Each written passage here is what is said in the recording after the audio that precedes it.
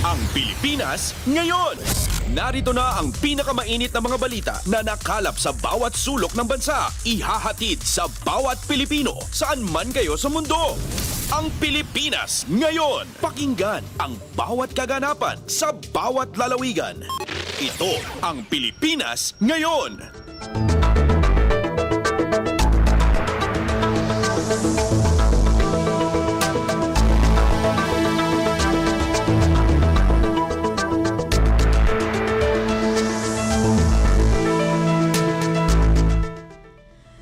Magandang araw po sa ating mga tagapakinig. Welcome po muli sa ating programang Ang Pilipinas Ngayon. Napapakinggan po ninyo saan mang bahagi ng mundo sa pamamagitan ng ating himpilan, ang Radio Pilipinas World Service ng Presidential Broadcast Service. Napapakinggan po tayo sa mga sumusunod na shortwave frequencies sa 9.925 MHz, 12.120 MHz at 15.190 MHz. Ako po si Ven Blones. Samahan po ninyo ako sa kabuuan na ating programa ngayong araw na ito. Kapapalooban pa rin po ng ilan sa mga mahalagang balita mula dito sa ating bansa. Kasama na ang mga segmentong business, sports, showbiz at ang mga ulat mula sa iba't ibang rehiyon at lalawigan dito sa Pilipinas para sa ating regional news. Samantala, nais po namin kayong imbitahin na bisitahin ang ating Facebook page, ang Radio Pilipinas World Service. Paki-follow, like at share na rin po. Antabayanan, sa inyo na sa ilang sandali ang kabuuan ng ating programang Ang Pilipinas Ngayon. Mga kaganapan sa Kamaynilaan at mga kalapit na lalawigan dito sa Ang Pilipinas Ngayon.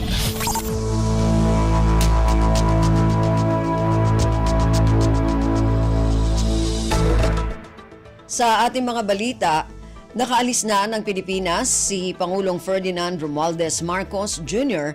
para sa pagbisita sa United Arab Emirates o UAE upang makapulong si His Highness Sheikh Mohammed bin Zayed Al Nahyan sa Abu Dhabi. Ito ang kinumpirma ni Presidential Communications Office o PCO Acting Secretary Cesar Chavez. Alas 9:11 ng gabi, araw ng Lunes, ang opisyal na oras ng pag-alis ng Pangulo. Kasama ng Pangulo sa pagbisitang ito, si Environment Secretary Antonia Yulo Loizaga, National Commission on Culture and the Arts Chair Vic Manalo at Department of Foreign Affairs Undersecretary Charles Jose. Matatandaan na una nang sinabi ni Philippine Ambassador to UAE Alfonso Ver na ang pagbisitang ito ay kasabay ng selebrasyon ng ika-50 anibersaryo ng formal diplomatic relations ng UAE at ng Pilipinas. Ang Pilipinas Ngayon, kasama si Ven Blones. Nanindigan ang National Security Council o NSC na mayroong implikasyon sa pambansang seguridad ang pinakawalang banta ni Vice President Sara Duterte laban kina Pangulong Ferdinand Romualdez Marcos Jr. sa unang ginang at sa House Speaker. Ito'y makaraang questionin ng pangalawang Pangulo ang pagkabahala ng NSC sa seguridad at buhay ng Pangulo, gayong isa rin anya siyang opisyal na inihalal ng taong bayan. Iginiit ni NSC Assistant Director General Jonathan Malaya na hindi ito tungkol sa politika, kundi sa interes ng bayan. Sa halip anya na pag-atake sa integridad ng institusyon, sinabi ni Malaya na dapat hintayin na lamang ang resulta ng investigasyon sa banta laban sa buhay ng Pangulo. Binigyang diin ni Malaya na ang seguridad ng Pangulo ay sumasalamin sa seguridad ng bansa bilang pinuno nito, kaya dapat protektahan upang maipagpatuloy ang pagseserbisyo sa sambayanang Pilipino. Pasada ng mga balita mula sa Pilipinas para sa mga Pilipino saan man sa mundo. Ang Pilipinas Ngayon. Paghahain ng impeachment laban kay Vice President Sara Duterte Carpio, ipinauubayan na ng Department of Justice o DOJ sa Kongreso. Ayon sa DOJ, pagtutuunan na lamang nito ang investigasyon sa aspetong kriminal laban kay Vice President Sara. Ang detalye ng balitang ito mula kay Michael Rogas. Hindi manghihimasok ang Department of Justice sa anumang impeachment labang kay Vice President Sara Duterte Carpio. Ito ang nilinaw ng DOJ matapos lumutang ang mga planong pagpapatalsik sa Vice Presidente nang sabihin nito may kinausap na siyang tao para patayin sina Pangulong Bongbong Marcos Jr., First Lady Liza Araneta Marcos at House Speaker Martin Romualdez. Ayon kay Justice Undersecretary Jesse Andres, wala sa mandato ng DOJ ang manghimasok sa anumang impeachment proceedings dahil ito ay eksklusibong trabaho ng mga kongresista. Pagtutuunan na lamang daw ng DOJ ang investigasyon sa criminal aspect labang kay BP Sara. Samantala, muli iginit ng DOJ na walang immunity from suit ang pangalawang Pangulo kaugnay sa mga binitiwan nitong pagbabanta. Ito si Michael Rogas para sa Radyo Pilipinas. Kumpleto, detalyadong balitaan, di papahuli sa mahahalagang kaganapan. Kamustahin ang inang bayan, ang Pilipinas ngayon.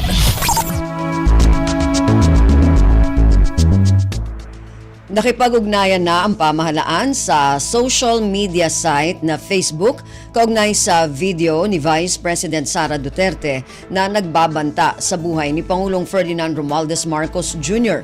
Nauna rito, kinumpirma ni National Bureau of Investigation o NBI Director Jaime Santiago na tunay at orihinal ang video ni Vice President Sara at hindi AI o deepfake. Ayon kay Santiago, tumugon na ang Facebook at kumuha ng kopya nito para mahugot anumang oras kailanganin. So we requested na preservation nung clip.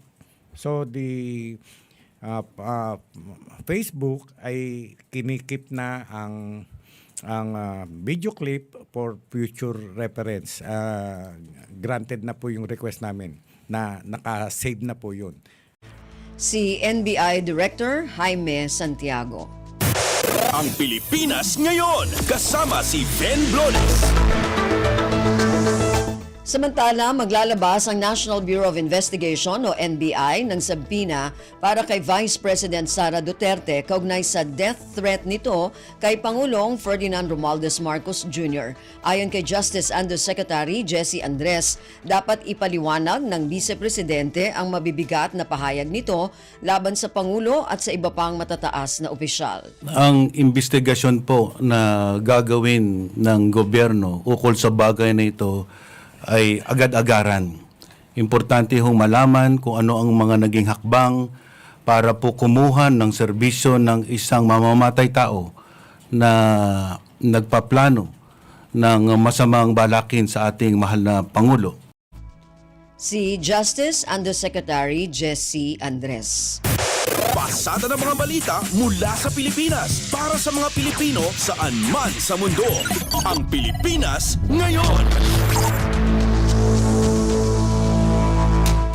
Sa kaugnay na balita pa rin, all out ang gobyerno laban sa naging aksyon ni Vice President Sara Duterte. Ayon ito sa Department of Justice o DOJ, matapos bantaan ng Vice Presidente na ipapapatay nito ang Pangulo, First Lady at Speaker of the House of Representatives. Paliwanag ni Justice Undersecretary Jesse Andres, kailangang palakasin ang institusyon at dapat gawin ng pamahalaan ang lahat ng nararapat sa ilalim ng konstitusyon.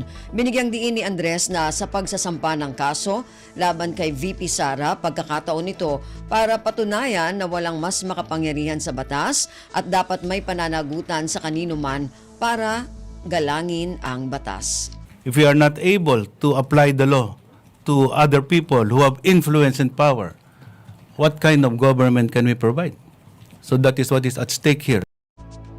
Si Justice Undersecretary Jesse Andres.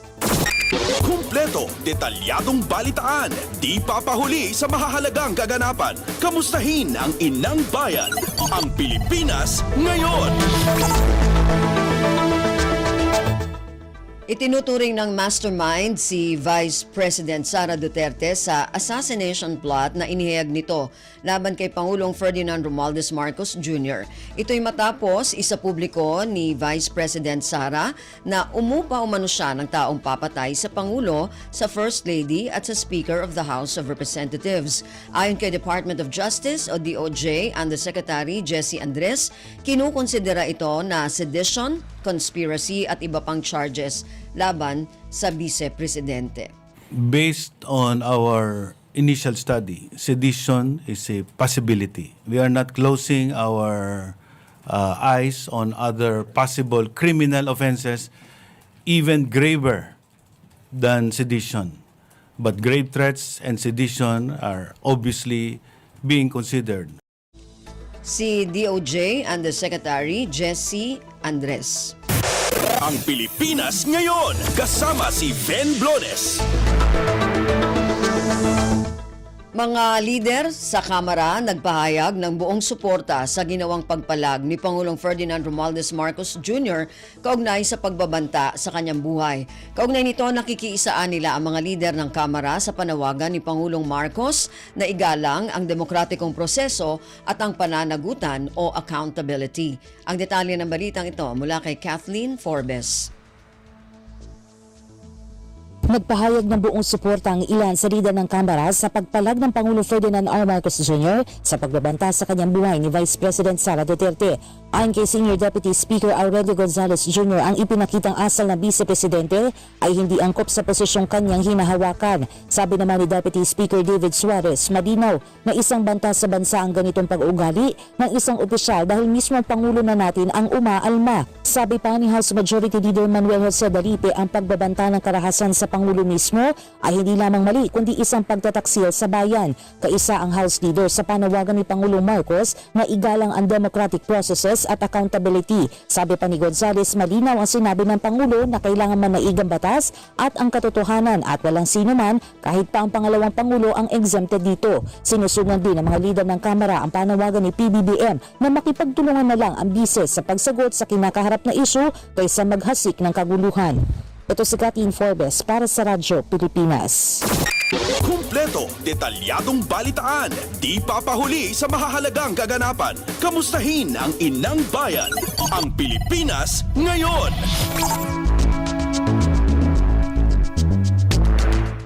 Kinumpirma ng Armed Forces of the Philippines o AFP na nananatiling aktibo sa serbisyo si Lieutenant Colonel Dennis Nolasco. Si Nolasco ang itinuro ni dating Department of Education Special Disbursement Officer na si Edward Fajarda na nakakaalam kung saan dinadala ang confidential fund ni Vice President Sara Duterte sa ilalim ng kagawaran. Ayon sa AFP, dating nakatalaga si Nolasco sa Vice Presidential Security and Protection Group o VPSPG, ngunit nag-aaral ito sa kasalukuyan. Magugunitang sa pagharap ni Fajarda sa pagdinig ng House Blue Ribbon Committee, sinabi nito na kay Nolasco lamang niya ibinibigay ang confidential fund sa sandaling makuha na ito sa bangko. Gayunman, walang alam si Fajarda kung kanino o saan ibinibigay ni Nolasco ang pondo dahil ito anya ang eksperto pagdating sa confidential operations. Ang Pilipinas ngayon, kasama si Ben Blones. Tinawag na fake news ng Armed Forces of the Philippines o AFP ang kumakalat ngayon sa social media platform na TikTok. Ito ay kaugnay umano sa pagkilos ng mga sundalo para suportahan si Vice President Sara Duterte. Ayon sa AFP Public Affairs Office, walang katotohanan ang viral post na sumasawsaw ang militar sa mga kasalukuyang bangayan sa politika. Iginiit ng AFP na nagdudulot lamang ito ng misinformation at disinformation sa publiko, kaya hindi ito kukonsintihin, lalo at layunin nito ay pagwatak-watakin ang mga Pilipino. Una nang nanindigan ng AFP na mananatili itong non-partisan at tapat sa saligang batas at sa Pangulo ng Republika na tumatayo bilang Commander-in-Chief. Pasada ng mga balita mula sa Pilipinas para sa mga Pilipino saan man sa mundo. Ang Pilipinas ngayon. Armed Forces of the Philippines o AFP Chief of Staff General Romeo Bronner Jr. pinaaalalahanan ang mga sundalo na huwag magpaapekto sa ingay politika. Ginawa ni Bronner ang pahayag kasunod ng pagbabanta ni Vice President Sara Duterte laban kay Pangulong Ferdinand Romualdez Marcos Jr., First Lady Liza Araneta Marcos at House Speaker Martin Romualdez. Ang detalye ng balitang ito mula kay J. Mark Dagala. Mahigpit ang tagubilin ni Armed Forces of the Philippines Chief of Staff General Romeo Browner Jr. sa lahat ng sundalo na manatiling tapat sa chain of command. Ito ang mensahe ng AFP Chief sa gitna na rin ng tumitinding bangayan sa politika kung saan nakakaladkad pa sa usapin ng mga mismong nasa unipormadong hanay. Ayon kay Browner, hindi dapat magpaapekto ang mga sundalo sa ingay ng politika, bagkus dapat tutukan na lamang ng mga ito ang pagtupad sa kanilang tungkulin. Dapat manatiling tapat ang mga sundalo sa saligang batas, gayon din sa tanggapan ng Pangulo ng Republika ng Pilipinas bilang kanilang Commander-in-Chief. Whoever that may be, no? Hindi po tayo loyal sa tao kundi sa posisyon. And in that vow that we took, VOW, no? Yung vow natin, yung panata natin, sinabi natin na we will continue to uphold the Constitution. So, yun lang po ang isipin natin para hindi tayo ma-confuse. J. Mark Dagala, Radyo Pilipinas. Kumpleto, detalyadong balitaan, di papahuli sa mahahalagang kaganapan. Kamustahin ang inang bayan, ang Pilipinas ngayon.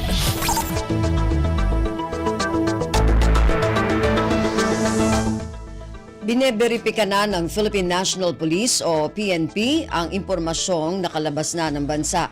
Si dating Presidential Spokesperson Harry Roque, ayon kay PNP Public Information Office Chief Police Brigadier General Jean Fajardo, nakikipag-ugnayan na ito sa Bureau of Immigration at sa iba pang mga ahensya ng pamahalaan kaugnay dito. Dagdag ni Fajardo, inaalam na rin sa intelligence community kung may katotohanan ang naturang impormasyon. Magugunitang sa virtual conference ni Vice President Sara Duterte nitong weekend, tila nadulas ito nang sabihing nakalabas na ng bansa ang dating presidential spokesperson. Una nang kinumpirma ng immigration na nasa labas na ng Pilipinas ang asawa ni Roque na si Myla nitong Setyembre. Si Attorney Roque ay kasalukuyang tinutugis ng mga otoridad matapos i-cite in contempt at ipinaaresto ng House Quad Committee dahil sa umano'y pagkakasangkot sa pagdami ng mga iligal na pogo sa bansa. Ang Pilipinas ngayon, kasama si Ben Blones.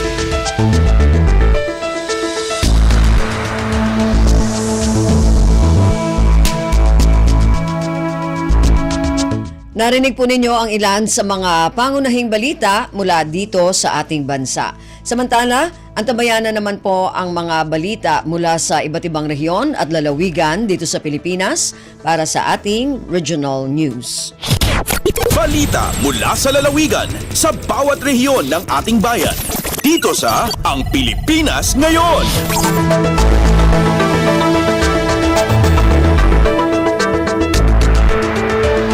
Dumako na tayo sa ating regional news. Unahin natin ang mga balita mula sa rehiyon ng Luzon. Mula sa Tuguegarao, Department of Labor and Employment, Region 2, nakalikom ng 120,000 piso na pondo sa isinagawang fun run para sa kalayaan ng mga child labor. Ang detalye ng balitang ito mula kay April Racho. Nan nga ni sa nga gasot kun 20,000 pesos ti nauror a pondo ti Department of Labor and Employment Winodol Region 2 iti naisayang kat a fund run ti syudad ti Tuguegarao para kadagiti child laborer iti rehiyon. Nasaruk talo gasot pinakipasat iti aktibidad anawagan kas takbo mo kalayaan mo kas pasat ti celebration ti National Children's Month ita Nobyembre. Sigon kini Dol Region 2 Technical Support Services Division Chief kan Cagayan Provincial Director Laura Diciano gandat da iti a fund run anakipasatan dagiti mangmangged manipod kadagiti na dumadu mga institusyon aging kadagiti barangay ang makauror ti pondo tapno matulungan dagiti child laborer iti rehiyon. Karaman ta matulungan kinunana dagiti naganak dagiti benepisyaryo iti tarigagay a maliklikanen ti panagtrabaho dagiti ubing kan maipaay dagiti karbenganda kas agtutubo. Kadua ti ahensya iti nasaong aktibidad ti city government dagiti pribado nga organisasyon kanda dumapay nga ahensya ti gobyerno. Manipod Tuguegarao City dahito ni April sa Lucon Ratio para iti Radyo Pilipinas World Service. Balita mula sa lalawigan sa bawat rehiyon ng ating bayan. Dito sa Ang Pilipinas Ngayon.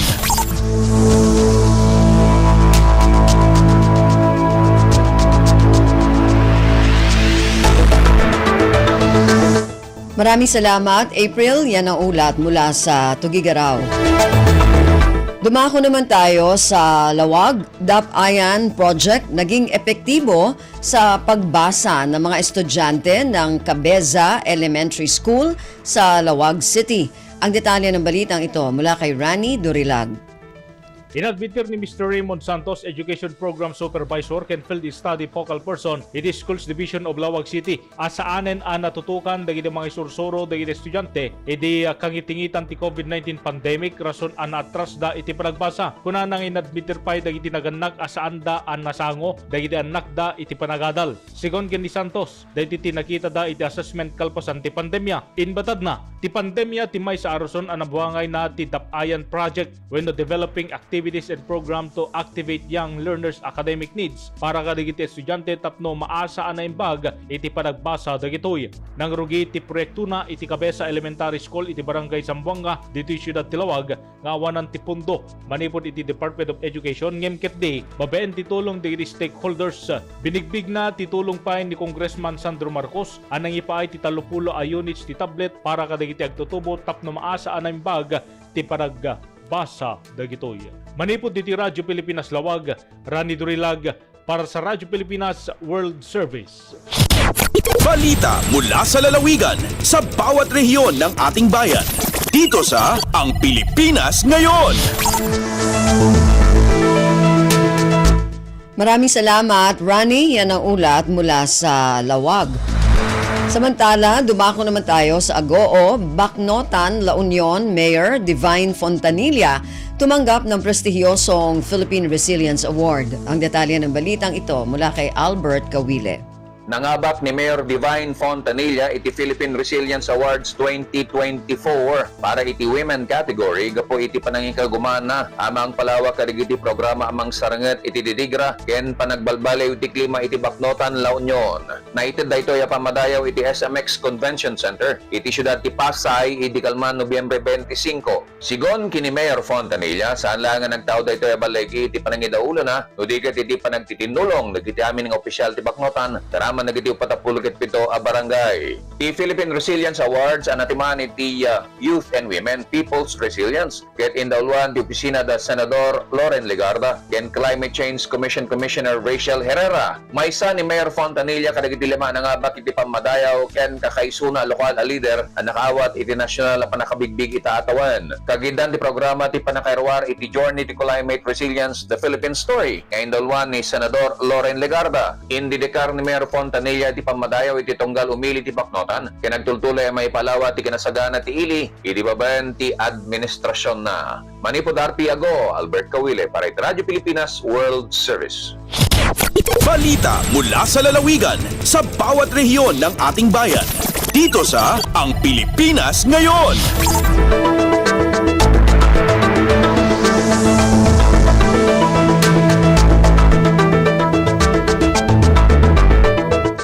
Maraming salamat, Albert. Yan ang ulat mula Agoo. At kabuuan na ulat mula sa rehiyon ng Luzon. Dumako naman tayo sa rehiyon ng Kabisayaan mula sa Borongan. Department of Social Welfare and Development, Region 8, nagsagawa ng simultaneous orientation sa mga benepisyaryo sa Rehiyon 8 para sa implementasyon ng Project Lawa at Binhi 2025. Ang detalye ng balitang ito mula kay Dayan Camplon. Nagdumara yung durungan nga orientasyon ng Department of Social Welfare and Development Eastern Visayas sa kasumpay ito ng implementasyon ito na Project Lawat Binhi or Local Adaptation to Water Access and Breaking Insufficiency through Nutritious Harvest for the Impoverished para itong tuig 2025. Inatenderan mga representante tikang mga probinsya ni Eastern Samar, Northern Samar ngan Southern Leyte. Hailarom hito no Risk Resiliency Program for Climate Change Adaptation and Mitigation diin panuyo hini nga proyekto nga makaghatag hin temporaryo nga pakabuhi nga dahiton mga partner beneficiaries ipinaagi ito na cash for training and cash for work. Lakip hiton po pwede mabuhat hiton mga beneficiaryo amon paghimon hagligot nga farmer serva ngan communal vegetable gardens kung mapagbaton hiton epekto hit El Nino ngan La Nina. Tikang diliha Syudad Han Borongan, Tian Camplon para Radyo Pilipinas World Service. Balita mula sa lalawigan sa bawat rehiyon ng ating bayan. Dito sa Ang Pilipinas Ngayon.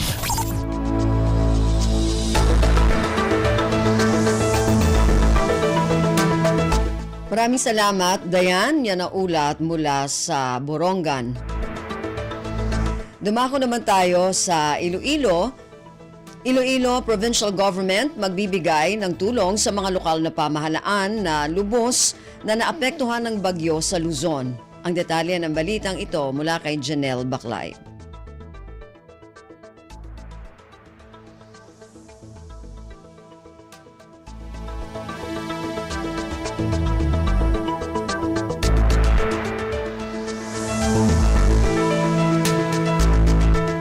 Ginahanda na sa Iloilo Provincial Government na pagpain sang 8 ka milyon ka pesos nga pondo agud ibulig sa mga LGU nga lubos nga naapektuhan sang bagyo sa Luzon. Suno kay Iloilo Governor Arthur Defensor Jr. gina-finalize na nilang pagpili sang LGU nga buligan. Kasunod sa panawagan sang presidente nga nagapangabay nga dumdumo ng mga biktima sang bagyo suno sa gobernador, sila ang gilayon nga nag-apto paagi sa pagpain sang budget gikan sa PDRRMO fund. Suno pa kay Defensor nga nagakadapat lamang nga magbuligay ang mga LGU sa pagbangon sa halit sang kalamidad labi pa kag indi basta-basta ang nangin epekto sang halos 6 ka mga bagyo nga nag-igo sa Northern Luzon. Gikan sa Iloilo, Janelle Baclay para sa Radyo Pilipinas World Service. Balita mula sa lalawigan sa bawat rehiyon ng ating bayan. Dito sa Ang Pilipinas Ngayon. Maraming salamat, Janelle. Yan ang ulat mula sa Iloilo. Dumako naman tayo sa SOGOD, Philippine Statistics Authority. Inilunsad ang Rehistro Bulilit Campaign sa 15 bayan sa Southern Leyte. Ang detalye ng balitang ito mula kay Aljon Malot. 15 ka mga lungsod na sa Southern Leyte ang naabot sa kampanyang Rehistro Bulilit sa Philippine Statistics Authority kung PSA Southern Leyte Provincial Office. Nasayran sa PSA Southern Leyte nga sukad Hulyo nining tuiga, gilusad na ang maong kampanya sa mga kalungsuran sa Hinunangan, Liloan, Sogod, Padre Burgos, Pintuyan, San Ricardo, St. Bernard, Macrohon, San Juan, ingon man sa lungsod sa Malitbog, Anahawan, Tomas Opos, Bontok, Silago ug Hinundayan. Gitinguha sa PSA Southern Leyte nga maabot ang nahibiling 4 ka lungsod sa probinsya o sa matapos ang tuig 2024. Una na nga gipadayag ni Undersecretary, National Statistician ug Civil Register General Claire Dennis Mapa ang kamahinungdanon sa pagrehistro sa mga bata nga nag-edad og usa ngadto sa 4 ka tuig isip kabahin sa pasalig sa PSA nga mahimong inklusibo ang sistema sa National ID. Ang ayang masayran nga sa kasamtangan, ana sa 919 ka mga bata ang malampusong na rehistro pinaagi sa Rehistro Bulilit Campaign, diin 497 ang nagpangidaron og usa ngadto sa 4 ka tuig, samtang 422 ka mga bata ang nag-edad og 5 anyos pataas. Gikan sa Sugod, Southern Leyte, Aljon Balot para sa Radyo Pilipinas World Service. Balita mula sa lalawigan sa bawat rehiyon ng ating bayan. Dito sa Ang Pilipinas Ngayon. Maraming salamat, Aljon. Yan ang ulat mula sa Sogod at kabuuan na ulat mula sa rehiyon ng Kabisayaan. Dumako naman tayo sa rehiyon ng Mindanao mula sa Cagayan de Oro. Department of Agriculture, Region 10, naglabas ng 1.13 milyong pisong pondo para sa fuel assistance ng mahigit 300 magsasaka sa Lantapan, Bukidnon. Ang detalye ng balitang ito mula kay Teza Aureliana. Ang Department of Agriculture Regional Field Office 10 ni pagawas og mokabat sa 1.13 million nga kantidad sa fuel assistance ngadto sa 377 ka mag-uuma Lantapan farmer sa probinsya sa Bukidnon. Ug ang maong numero kabahin kana sa gibana-bana nga 159,617 ka mga mag-uuma sa tibok nasod ug nakatakdang makabenepisyo sa fuel assistance to farmers project sa koordinasyon sa DA10 ug Department of Budget and Management. Ang maong proyekto ubos kana sa Special Provision number 19th Series of 2023 General Appropriation Act ug nagtumong sa paghupay sa epekto sa pagtaas sa gasto sa gasolina sa mga mag-uuma pinaagi sa probisyon. Ang matag mag-uuma nakadawat sa Department of Agriculture Intervention Monitoring Card nga adunay kredito nga 3,000 aron ibayad sa ilang galaston sa gasolina.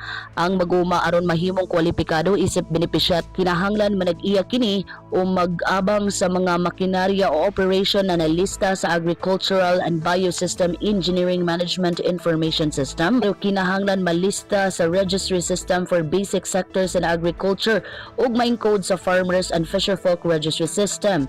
Bisan pa ang mga mag-uuma nga wala pa marehistro sa RSBSA, mahimog gyapon nga makapimulo sa tabang kung sila nagpalista. Gikan dinhi sa Cagayan de Oro City, kina sa Tessa Aureliana para sa Radyo Pilipinas World Service.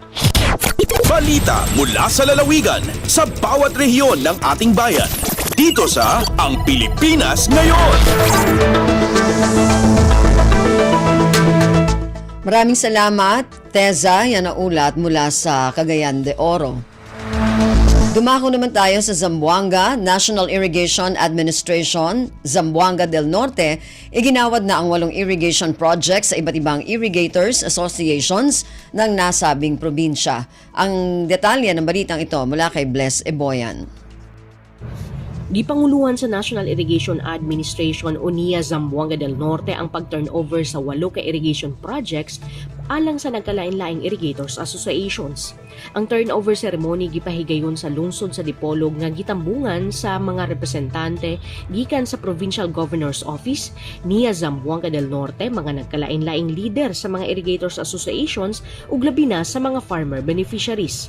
Ang 8 ka proyekto nga nakumpleto mao ang Sibutad Solar Pump Irrigation Project sa 2022 ug 2023, Lituban Communal Irrigation System ug ang extension niini, Malugas Pump Irrigation System, San Jose Communal Irrigation System ug ang Santo Niño Communal Irrigation System. Kini nga mga proyekto nagtumong nga mas mapaayo ang water supply, mahitaas ang agricultural productivity ug mas mapalambo ang kinabuhi sa mga mag-uuma. Gikan diri sa Radyo Pilipinas Zamboanga, kini si Bless Eboyan para sa Radyo Pilipinas World Service. Balita mula sa lalawigan sa bawat rehiyon ng ating bayan. Dito sa Ang Pilipinas Ngayon.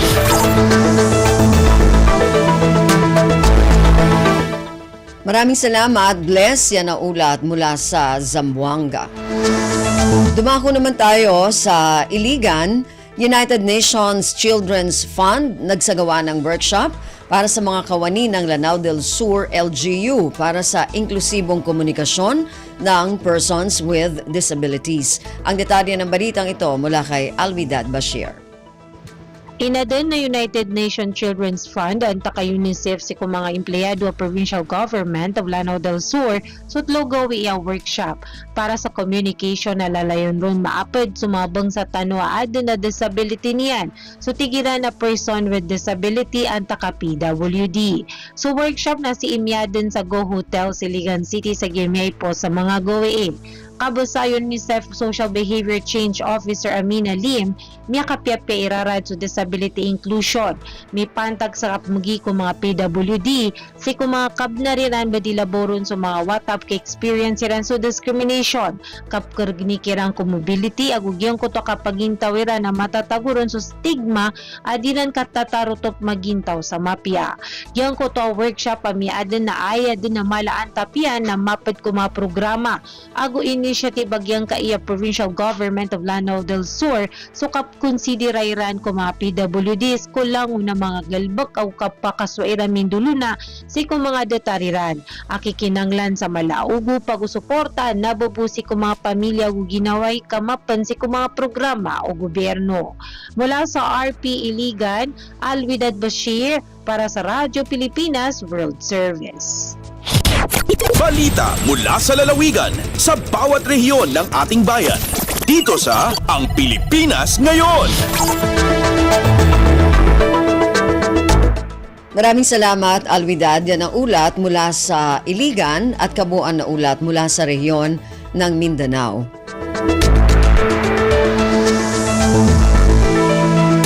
Narinig po ninyo ating regional news para sa araw na ito, kalipunan ng mga balita mula sa iba't ibang rehiyon at lalawigan dito sa Pilipinas. Samantala, antabayan na naman po ang ating mga segmentong business, sports at showbiz.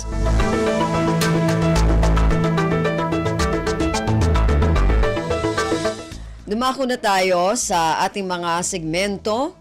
Unahin natin ang ating balitang negosyo. Ihatid sa atin ang ating kasama na si Stephanie Vicente. Lagay ng ekonomiya, kalakalan, negosyo at iba pa. Atin ang alamin dito sa Ang Pilipinas Ngayon. Magandang araw, narito tayong muli para sa segmentong Balitang Negosyo at Kalakalan. Aabot sa 12 hanggang 14 na mga proyektong magpapaangat sa sektor ng agrikultura ang nakahanay ngayon sa Department of Agriculture o DA sa tulong ng World Bank, Asian Development Bank o ADB at French government. Kasama rito ang nasa $1 bilyong na Philippine Sustainable Agriculture Transformation Project.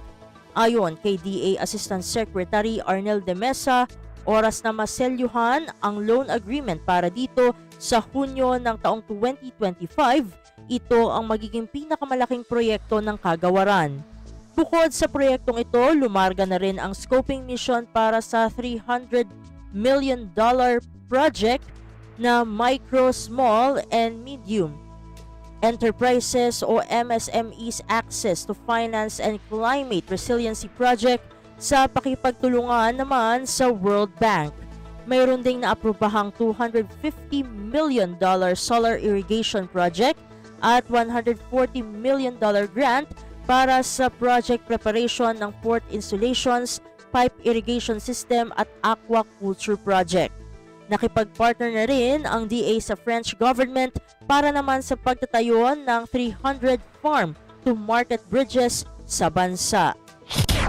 Lagay ng ekonomiya, kalakalan, negosyo at iba pa. Atin ang alamin dito sa Ang Pilipinas Ngayon. Sa iba pang mga balita, katuwang ang Development Bank of the Philippines o DBP at Planters Products Incorporated, inulunsad ng Department of Agriculture o DA ang Agripuhunan at Pantawid Program o APP. Ayon kay Agriculture Secretary Francisco Tiu Laurel Jr., nilalayo nito na baguhin ang sektor ng agrikultura at mapabuti ang kabuhayan ng mga magsasaka ng palay sa buong bansa. Idinisenyo ang programa upang pahusayin ang rice productivity, tiyakin ang food security at isulong ang sustainability. Ito ay sa pamagitan ng pagbibigay sa qualified farmers ng 28,000 peso input credits kada ektarya at 32,000 pesos na tulong pinansyal na babayaran sa loob ng 4 na buwan. Ang pautang ay may mababang interes na 2%. Sa ilalim ng programa, ang DBP ang mga ngasiwa ng mga pautang at magpapadali sa pag-access habang ang Planters products ang titiyak sa abot kayang mga pataba at farm inputs na magagamit ng mga magsasaka. Ang Philippine Crop Insurance Corporation o PCIC naman ang mag-aalok ng insurance coverage habang ang National Rice Program ng DA ang magbibigay ng mataas na kalidad ng mga buto ng palay. Samantala, ang National Food Authority o NFA at Department of Social Welfare and Development o DSWD ang ready buyers ng harvest ng mga magsasaka. Lagay ng ekonomiya, kalakalan, negosyo at iba pa. Atin ang alamin dito sa Ang Pilipinas Ngayon. At sa pagtatapos ng ating segmento, nag-alok na ng calamity loan ang Social Security System o SSS sa mga miyembro nito na naapektuhan ng Bagyong Christine, Marce, Nika, Ophel at Pepito. Ayon kay SSS Officer in Charge Voltaire Agas, maaari nang mag-avail ng loan ang mga miyembro hanggang Disyembre 19 ng taong 2024. Maaari silang makakuha ng pautang na katumbas ng isang buwang sahod o hanggang 20,000 pesos. Makaka-avail ng calamity loan ang mga miyembro sa mga lugar na idineklara ng State of Calamity ng National Disaster Risk Reduction and Management Council o NDRMC. Bukod dito, ang mga miyembro sa iba pang mga lugar na malapit ng ideklarang State of Calamity ay makaka-avail din ng tulong pinansyal. Dagdag pa ni Agas na mga miyembrong apektado ng tropical cyclones ay maaari ding mag-avail ng SSS salary loan. Lagay ng ekonomiya, kalakalan, negosyo at iba pa. Atin ang alamin dito sa Ang Pilipinas Ngayon. At dito na nagtatapos ang ating segmentong Balitang Negosyo at Kalakalan para sa Radyo Pilipinas World Service. Ito si Steph Vicente. Muli, magandang araw. Lagay ng ekonomiya, kalakalan, negosyo at iba pa. Atin ang alamin dito sa Ang Pilipinas Ngayon. Maraming salamat, Steph. Yan ang ating Balitang Negosyo. Samantala, para sa ating Balitang Pampalakasan, narito naman si Leo Magpayo. Updates at pinakahuling mga usapin sa mundo ng palakasan. Atin ang pakinggan dito sa Ang Pilipinas Ngayon. Magandang araw. Narito na po ang Sports Balita. Nagkaroon ng palitan sa pagitan ng San Miguel at Terra Firma kung saan ipapadala ang matagal ng beermen na sina Terence Romeo at Vic Manuel sa jeep habang makuha naman ang serbisyo ni Wami Chongson at Andreas Kahilig. Inaprubahan naman ito ng PBA Board nitong nakaraang linggo. Tinapos ni Romeo ang kanyang 5 taong paglalaro sa San Miguel kung saan niya nakuha ang 3 PBA titles kasama na ang Season 48 Commissioner's Cup nitong Pebrero habang tinapos naman ni Manuel ang 3 taong paglalaro sa prangkisa. Mayroon ng halong veterano at mga kabataan ang Terra Firma kung saan ang tambalan ni Stanley Pringle at Christian Stan Hardinger ang magsisilbing pambato nila kasama sina Aldrich Ramos, Kevin Ferrer at Kemart Carino. Sa kabilang banda, maraming tulong ang makukuha ni Chongson sa jeep. Ang 33 anyos na gwardya ay sasamahan ang SMB backcourt na binibidahan din ni na CJ Perez, Chris Ross, Marshall Lassiter at Jericho Cruz. Bubuksan ng Terra Firma ang kanilang kampanya sa Season 49 Commissioner's Cup laban sa Converge. Updates at pinakahuling mga usapin sa mundo ng palakasan. Atin ang pakinggan dito sa Ang Pilipinas Ngayon. Umaasa ang National University na ang kanilang matagumpay na kampanya sa 2024 Shakey's Super League Collegiate Pre-Season Championship ay magiging momentum para sa kanilang pagdepensa sa kanilang titulo sa darating na UAAP. Sa pangunguna ng mga Alas Pilipinas members na sina Belia Bilen at Alaysa Solomon at sa ilalim ni Head Coach Sherwin Meneses, linampaso ng Lady Bulldogs ang De La Salle University sa kanilang Best of 3 Finals Series. Nitong nakarang linggo sa Game 2 ng kanilang serye na ginanap sa Rizal Memorial Coliseum, mabilis na bumangon ang NU sa pagkadehado sa unang set para kunin ang 23-25, 25-18, 25-16 at 25-20 panalo para kunin ang kanilang ikatlong sunod-sunod na titulo sa liga. Nagbabalik si Meneses sa UAAP mula sa kanyang huling pagmamando sa Adamson University noong 2016. Pinalitan niya si Norman Miguel kasunod ng kauna-unahang kampyonato ng Lady Bulldogs sa National Invitationals Championship nitong Hulyo. Ngayon, nakatutok na ang NU sa UAAP Season 87 Women's Volleyball Tournament sa susunod na taon kung saang hangarin ng Lady Bulldogs na makuha ang kanilang ikatlong titulo sa loob ng 4 na seasons.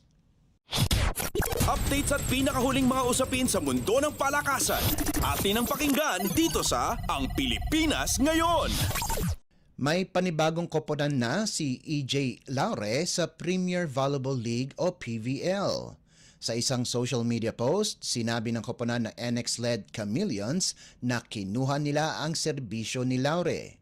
Sa hindi inaasahang pagkakataon, kapag naglaro kaagad ang 27 anyos na si Laure, makakalaban niya ang kanyang dating koponan na Cherry Tigo sa Martes na gaganapin sa PhilSports Arena. Dadalhin ni Laure ang kanyang malalim na karanasan sa volleyball kung saan naglaro ito para sa Photon na isang prangkisa ng Cherry Tigo simula pa noong 2016 at napalanunan ang titulo sa Philippine Superliga o PSL noong 2016 Grand Prix Conference. Ang dating player ng University of Santo Tomas ay may mabigat na tungkulin na gabayan ang nakababatang miyembro o mga miyembro ng NX-led squad para baliktarin ang kanilang tadhana sa pagpapatuloy ng 2024 to 2025 PVL All-Filipino Conference kung saan nagsimula sila ng walang panalo sa loob ng 2 laro. Updates at pinakahuling mga usapin sa mundo ng palakasan. Atin ang pakinggan dito sa Ang Pilipinas Ngayon. At yan ang pinakahuling balita sa larangan ng palakasan. Para sa Radyo Pilipinas World Service, ito po si Leo Magpayo. Magandang araw. Updates at pinakahuling mga usapin sa mundo ng palakasan. Atin ang pakinggan dito sa Ang Pilipinas Ngayon.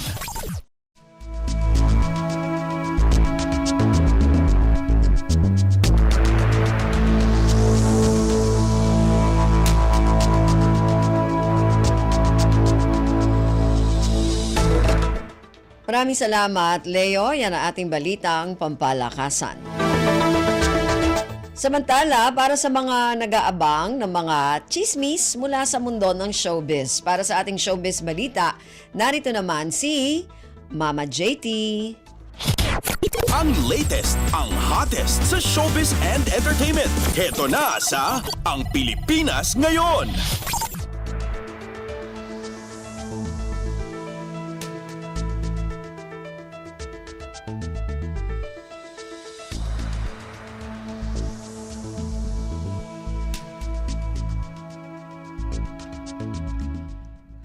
Halo! Magandang araw sa ating mga chismoso at chismosang nag-aabang ng mga trending na balita sa mundo ng showbiz. Ito na ang ratsyada ng ating mga chika.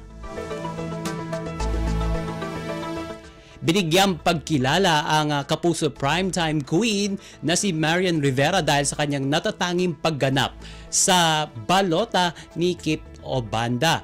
Yan yung pelikula na latest ni Marian Rivera. At ibinahagi nga ni Marian sa isang social media post ang natanggap niyang liham mula sa Rising Filipino Awards 2024 organizers na kumikilala sa pagpapalaganap ni Marian ng malikain at inklusibong pag-iisip sa loob ng mga komunidad para sa maunlad at matatag na lipunan sa pamamagitan ng pelikulang Balota.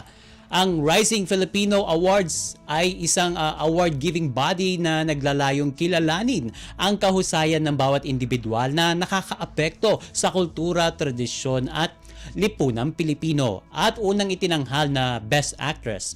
Si Marian sa balota noong Agosto sa ginanap na 20th Cinemalaya Philippine Independent Film Festival.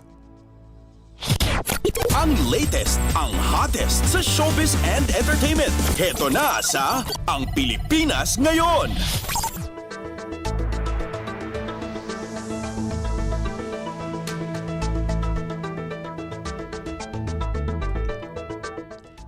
At sa iba pa natin chika for today, nagsalita na ang partner ni Gerald Anderson na si Julia Barreto kaugnay sa mga recognition na natanggap ni Gerald dahil nga sa pagsagip sa mga nasalanta ng mga nagdaang bagyo. Sa isang panayam, sinabi ni Julia na siya raw ay ang huling taong nakaalam tungkol sa pagkakawanggawa ni Gerald at inakala ni Julia na throwback lamang ang mga video ng ginagawang pagtulong ni Gerald. Kaya naman nang magkaroon siya ng pagkakataong makausap ang kanyang nobyo ay agad niya itong kinamusta. At syempre matatanda ang ginawaran ng Philippine Coast Guard si Gerald noong Agosto ng Search and Rescue Medal and Ribbon dahil sa pagtulong na kanyang ginawa sa mga naapektuhan ng bagyo. Ang latest, ang hottest sa showbiz and entertainment. Heto na sa Ang Pilipinas Ngayon.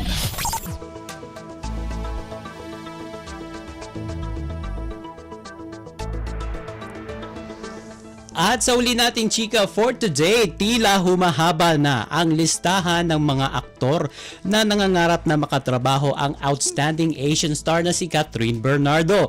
Nadagdagan sa listahan ay ang kapwa niya kapamilya actor na si Joshua Garcia. Sa isang panayam, sinabi ni Joshua na sana ay makatrabaho niya si Catherine in the near future, pero wala pa na mga development tungkol dyan kung tuloy ba ang kanilang tambalan sa big screen.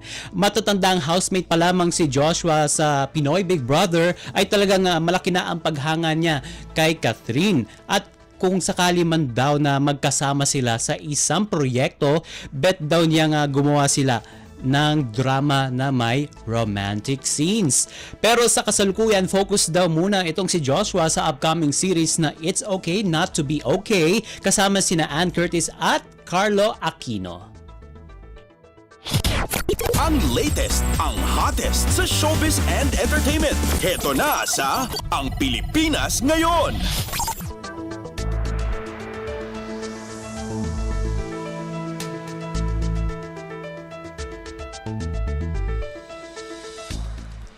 And OMG, wala na tayong sapat na oras para sa ating balitang artista. Maraming salamat mga kachismi sa pakikinig sa aking mga chika for today.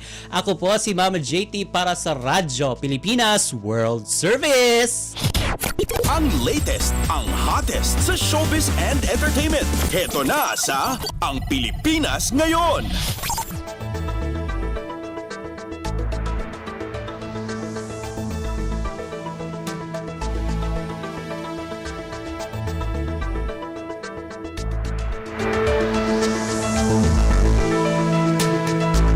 Maraming salamat, Mama JT. Yan ang ating showbiz balita.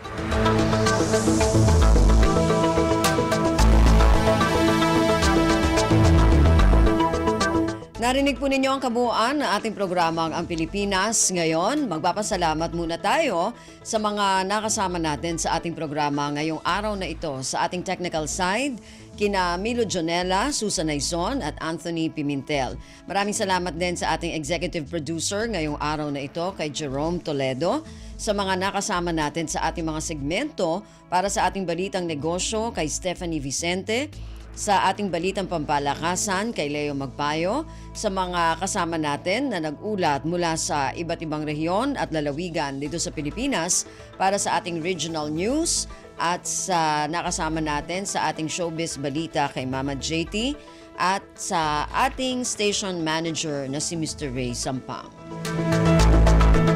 Hanggang sa susunod na edisyon na ating programang Ang Pilipinas Ngayon, ako pong muli si Ven Blones. Maraming salamat po at mabuhay po tayong mga Pilipino. At yan ang Pilipinas Ngayon. Muling samahan si Ven Blones sa parehong oras at alamin ang pinakahuling mga kaganapan at balita saan man kayo naroon. Ang Pilipinas Ngayon.